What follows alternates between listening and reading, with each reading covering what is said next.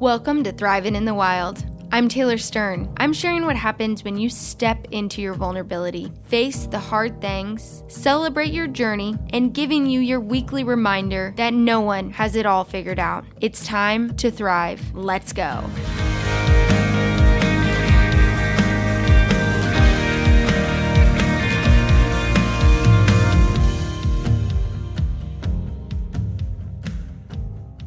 Y'all, we are really doing this. Thank you so much for joining me on this journey, for tuning in to the very first episode of the Thrivin in the Wild podcast. I am so excited. We have incredible episodes already recorded and lined up, so just stay tuned for what's ahead. I think you will really like it. So thank you. First things first, a lot of people told me that to get my podcast started, I should tell people why I started this podcast. And now I understand that that would be an important thing to do. I do feel like I showcase that enough through my social media. And I think the real thing that I get from podcasts is almost like if you're going to be talking to me, I don't need to know why you did it, but how did you get there? Because as somebody who's an aspiring person to live out their full potential, I want to know how other people are doing it. So that's what this episode is going to be about. How I got to step into the life I've always wanted for myself. That's why I named this podcast what I did, because for so long I felt like I was surviving, just getting through, almost just patiently, sometimes impatiently, waiting for my life to get started. But what was stopping me wasn't anybody else, it was really myself. Because we each have fears that will hold us back from our purpose, and your fear definitely might look different than mine. But what I figured out was that my fear was the fear of not living up to my potential. So I had to make a change.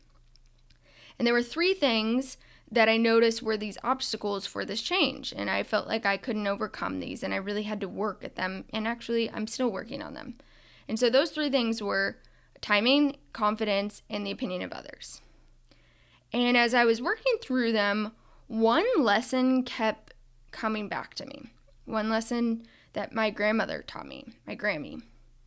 When I was a little girl, I would always go over to her house after school, and we'd be watching QVC or the news or just hanging out, and it was so much fun. And we would sit in the den, this big cozy room with lazy boys and this very comfy couch that I felt like just swallowed up my whole body. And I remember one thing I loved about this den was that she had all these candles around, and these were gorgeous candles, big candles. Candles that smelled like every season. And there was one glaringly obvious thing. And that was that none of the candles were lit. Not one. And month after month went by, and I'd go over to my Grammys, and we'd be doing all the things that we were doing. We'd be playing cards, and I'd notice that these candles never got lit. Weather would change, seasons would change, never got lit. So one day I finally asked her why none of the candles were ever used. And because of this, I learned something really interesting about my Grammy. She said she was saving them. Now, fast forward to 2016, my grandmother suffers a stroke on my birthday, and a few months later, she was gone. And it's these types of moments where you remember that you aren't quite as invincible as you think you are, and life really doesn't go on forever. And it's a moment marked where you understand the short and sweet time we have together. But I'll never forget how I felt as we went to clean out Grammy's items in her house, and I saw all of those beautiful candles still unlit. Grammy and I never had the chance to enjoy these beauties together, to smell them, to see the light. They remained just full of potential and never enjoyed. And the sad truth was that my Grammy had lived a life crippled by herself, and ultimately I learned more about how to live by how she didn't. It was a life-defining moment, and I knew I wouldn't look at future opportunities the same.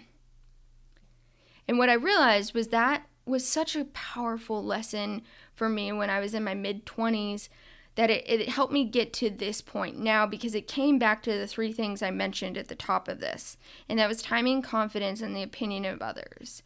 My Grammy, she never got over these 3 things. And so the first one, timing. If not now, then when? As I've said, life is really not a dress rehearsal. You don't get another go at this, and your time doesn't roll over at the end. And so what I realized is that I really had to trust the timing of my journey. Now, while I was patiently waiting or impatiently waiting, I knew that destiny was inside of me, that eventually I would get to this point.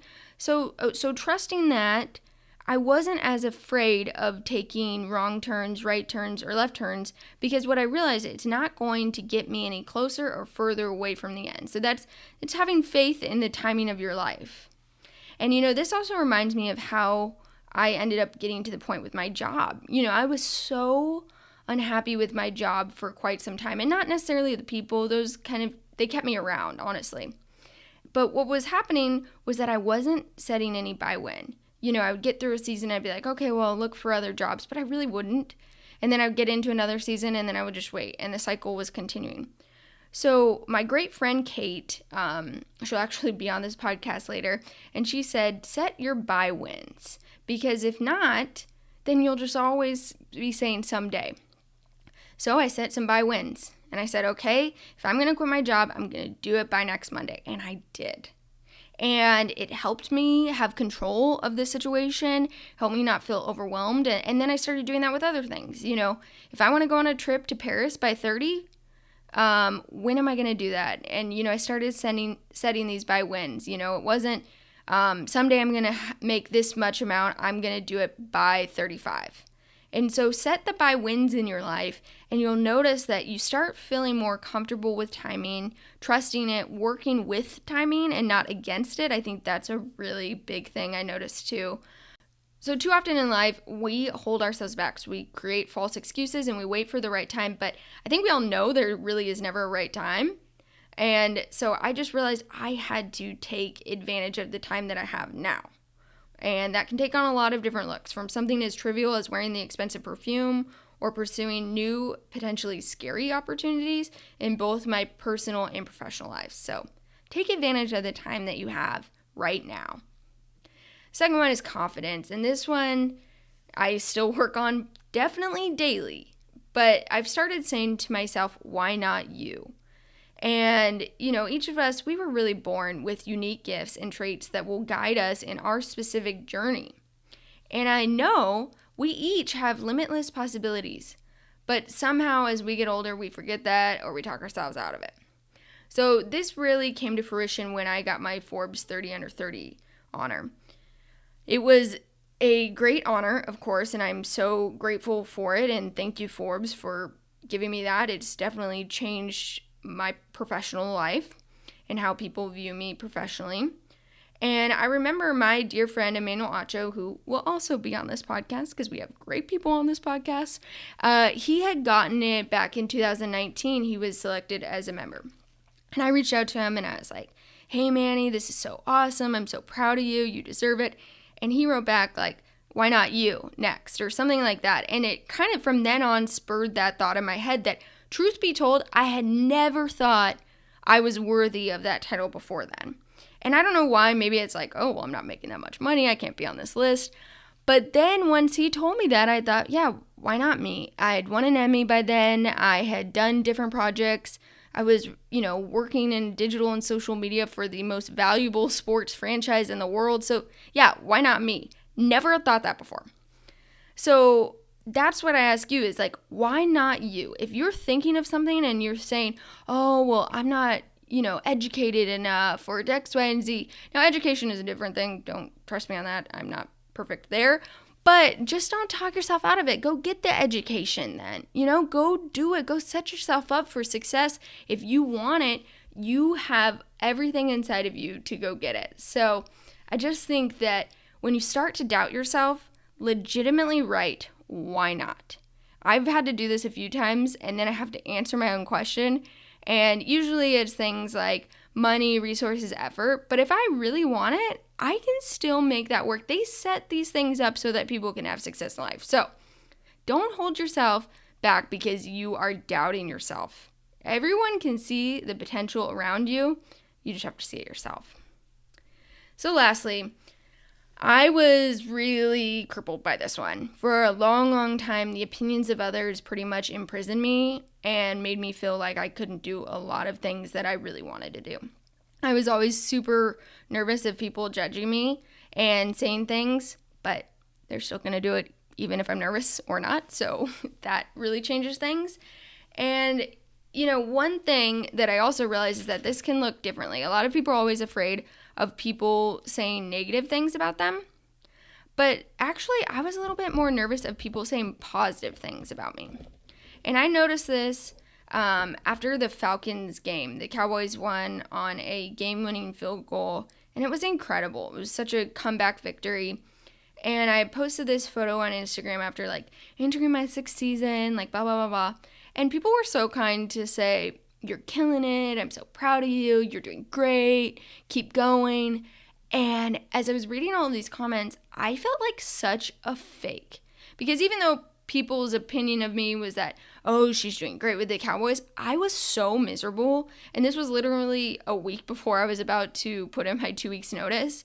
And I was just on the, out of it all in my mind. And so the opinion of others really doesn't mean anything good or bad. Always we're like, oh, the opinion is going to be so bad. But even if the opinion is good and it doesn't sit right with you, that doesn't work well. So remember, at the end of your life, nobody is going to be there, thinking about what you wore that one time or what you didn't do or if you started a podcast or not. Truth be told, people just care about themselves. They really do. So don't let the opinion of others stop you from going after your life. And then remember that the true meaning of life is to give your gift, and people will see that. If it's authentically your gift, people will see that and they will respond well. So I think that one thing is just, give it all you got to this life, and that's it, because it's very short. And I can tell you that, when Grammy passed away, it was such a sad situation. And at that time, I still had all 4 grandparents living, and she was my youngest grandparent that I for sure I had foresight that she would be at my wedding and she would be there to hopefully see me have, children, and they would be her great-grandchildren. But she was just gone, and she never used those candles. So don't waste your time. Go live that life you want to do. Switch over from surviving to thriving in what you're supposed to be doing here during this time on earth. And that is the heartbeat of this podcast. I just want to be the bridge for you when you need it. The reminder that you really have everything inside of you. So, thank you so much for listening to this first episode. I can't wait for what's ahead. We have great people on the show. We have great topics to discuss. And please share this with anyone if this did anything for you. That would mean a lot to me, and, hopefully it helps them out too. So thank you so much. And, I listen to these things back every now and then because I need it. Even though I feel stronger and more convicted in these, beliefs of timing, confidence, and letting go of the opinion of others, sometimes you just need to remember. So thank you so much, and I can't wait for what's ahead.